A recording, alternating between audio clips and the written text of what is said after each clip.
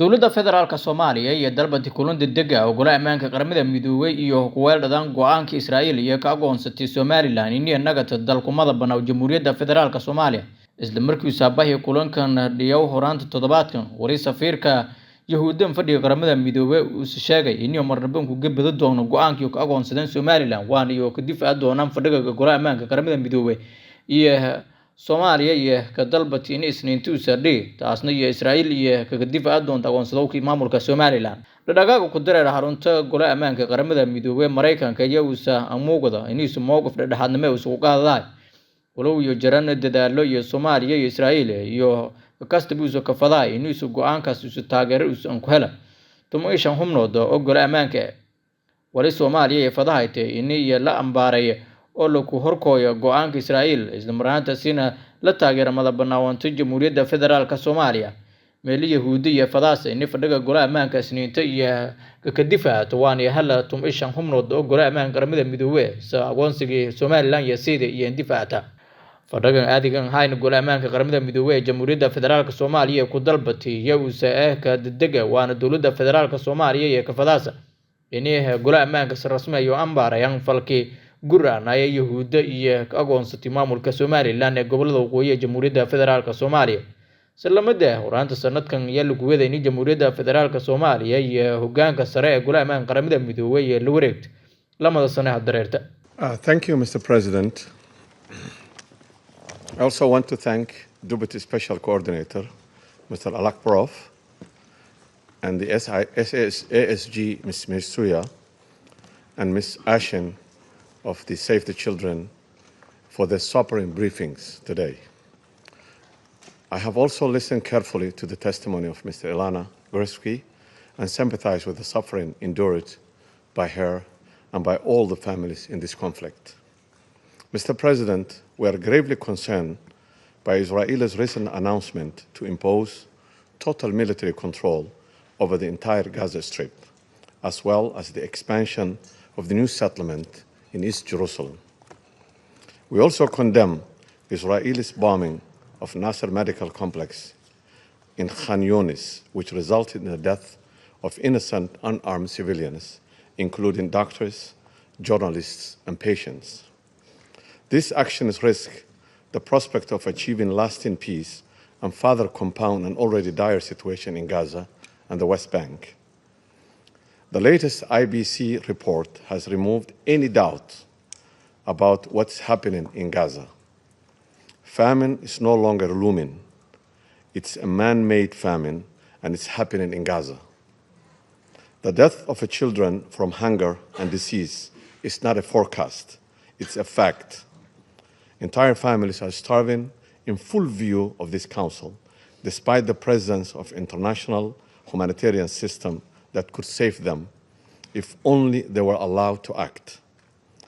Let us be absolutely clear. Famine in Gaza is not an natural occurrence caused by drought, failed harvest, or sudden catastrophic beyond human control. It's a man-made, deliberately created through a siege, blockade, and systematic obstruction by Israelis. The international humanitarian law is explicit. The starvation of civilians as a method of warfare is a genocide and is prohibited. Attacks on objects indispensable to survival, food stocks, water systems, agriculture, medical facilities are prohibited under international humanitarian law.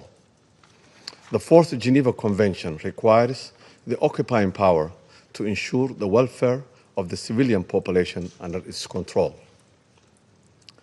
Mr. President, Somalia stresses the following points. First, a blockade must be lifted not partially, not temporarily, not heroically, but fully and immediately. Every day of a delay means more children are buried, more families are lost. Crossings must be opened and kept open. Second, humanitarian access must be sustained, predictable at scale. Aid convoys carrying fuel, medicine, and essential goods must be allowed to flow without arbitrary inspections, delays, or denials. Third, civilian infrastructures must be protected. Hospitals, bakeries, water networks, schools are not legitimate targets. Fourth, we call for an immediate and unconditional ceasefire and reiterate our call for an immediate release of civilian hostages and detainees. Mr. President, the images and reports coming from Gaza are not abstract. They are skeletal children without access to therapeutic food. They are mothers unable to produce milk for their newborn because they themselves are starving. They are hospitals turned into morgues because generators have run dry. This is the daily reality of the people deliberately held hostage to hunger as a collective punishment, which is a clear violation of international humanitarian law. What we are witnessing is not security, it's a collective punishment, and it's a genocide.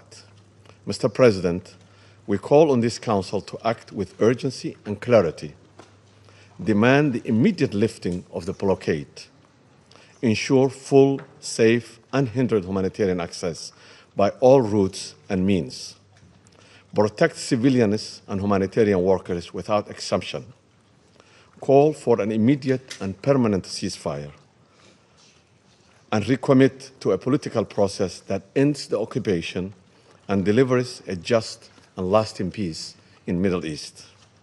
Somalia reaffirms its unwavering support for the inalienable rights of the Palestinian people, including the right of self-determination to establish an independent, sovereign state of Palestine on the borders of 1967 with Al-Quds al-Sharif as its capital, in accordance with the relevant UN resolutions and the Arab Peace Initiative.